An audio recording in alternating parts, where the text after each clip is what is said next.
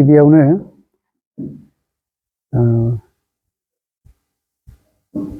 Media नोंथांमोनखौ बे मोनाबिलि समावहाय गाहाम हामलायथि बावग्रोनाय जाबाय। दिनै जोङो 25थि जोहोलाव Sombla Basumatary Assam club football championship 2023-24 नि जानाखि बांगालदबा जोहोलाव फोथाराव जोहोलाव सोमब्ला बड'सा नोगोराव थांनाय 3 जानुवारि अक्ट'निफ्राय खालारनिफ्राय गाबोन फैगौ 13 जानुवारि खालार 2024 मायथाइसिम जानाखि फाइनाल खेला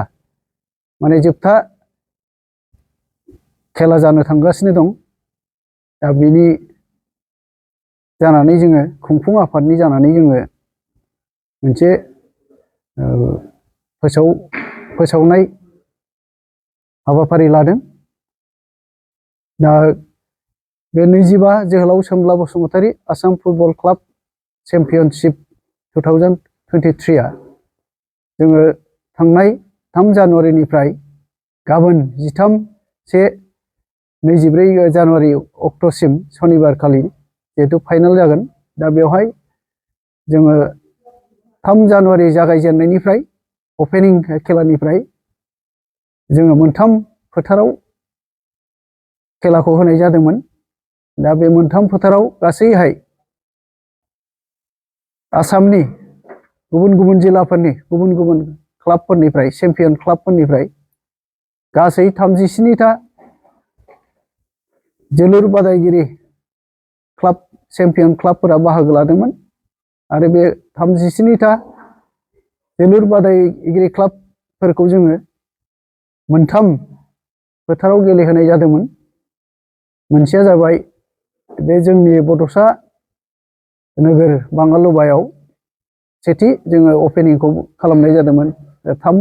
जानुवारि अक्ट'खालि आरो बिनि अनगायैबो जोङो फारियै बिजिआर IOCL नि बिजिआर प्लेग्राउन्डआवबो गेलेग्रा फोथारावबो गेलेहोनाय जादोंमोन आरो देरहासार गेलेग्रा फोथार रौमारियावबो जोङो गेलेहोनाय जादोंमोन। बिदिनो फारि फारियै गेलेयै गेलेयै क्वार्टार फाइनाल सेमि फाइनाल गासिबो जोबनानै थांबाय। दा फैगौ गाबोन थारमाने 13/1/2024 अक्ट'खालि बे जोंनि जेराव अपेनिं खेलाया जादोंमोन जोहोलाव सोमब्ला बसुमतारी आसाम क्लाब फुटबल चेम्पियनशिपनि जानाखि जोबथा बादायनाय बे बादायनाया माने जागायनाया जेराव जादोंमोन बे फोथारावनो जागोन। अदेबानि बड'सा नोगोर बांगालदबानि बे फोथारावनो जागोन। दा बेखायनो बे गेलेनाय बादायलायनायाव साफ्रोमबो गेलेनायखौ मोजां मोनग्रा फुटबल गेलेनायखौ मोजां मोनग्रा साफ्रोमबो रायजो राजाफोरखौ हारि धोरोम बोरोन जेबो बासियालासेनो बेवहाय खेला बादायलायनायखौ फाइनाल खेलाखौ नायफैनो थाखाय जोङो खुंफुं आफादनिफ्राय गुरैयै बयखौबो खावलायहरनाय जाबाय।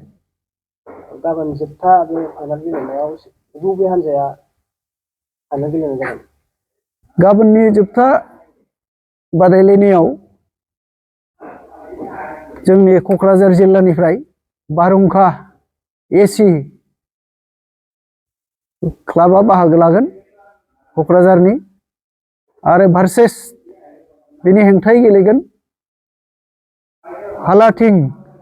हालाथिं इउनाइटेड FC शिबसागरनि। बे मोननै हान्जानि गेजेरावहाय जोबथा बादायलायनाया गाबोन 13/1/2024 जानुवारि खालि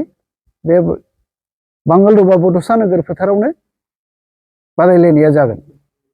जोबथा बादायलायनाय हाबाफारियाव मा हाबाफारि थानाय जागोन आरो सोरजों आलासि महरै नुजाफैनाय जागोन?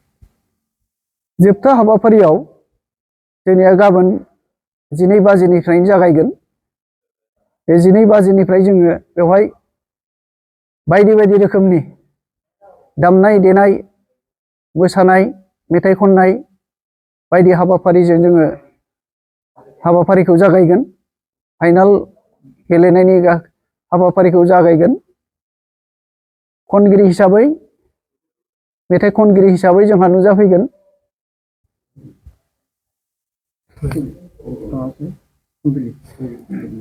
फुंबिलि बसुमतारी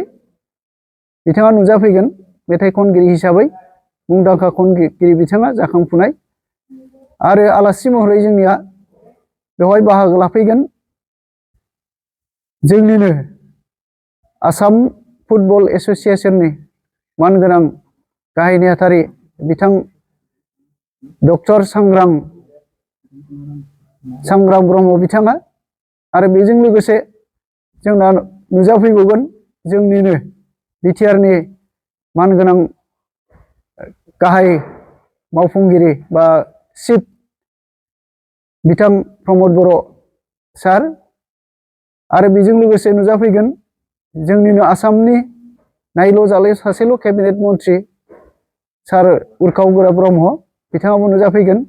आरो बेवहाय जोंनि नायल' जाल' रायजो सभानि एमपि बिथां रोनगोरा नार्जारी साराबो थागोन बिथाङानो आरो बे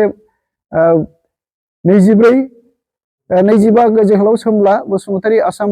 क्लाब फुटबल चेम्पियनशिपनि बे खुंफुं आफादनि बिथाङानो चेयारमेन बिथाङाबो थागोन आरो बेजों लोगोसे जोंनि 31 नं सिडली समस्तिनि मानगोनां एमएलए बिथां जयन्त बसुमतारी सार थागोन आरो बेजों लोगोसे इएम सार रनजित बसुमतारी सार धनन्जय बसुमतारी आरो एमसिएलए बिथांमोन दा बिथांमोना आरो बिथांमोननि अनगायैबो माखासे गेदेमा बिथांमोना जोंनि बे हाबाफारियाव बाहागो लागोन दासिम जों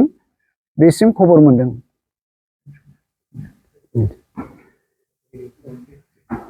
हिसाबै फैबावगोन सासे मुंदांखा जाखांफुनाय मोसागिरि सुदेम सना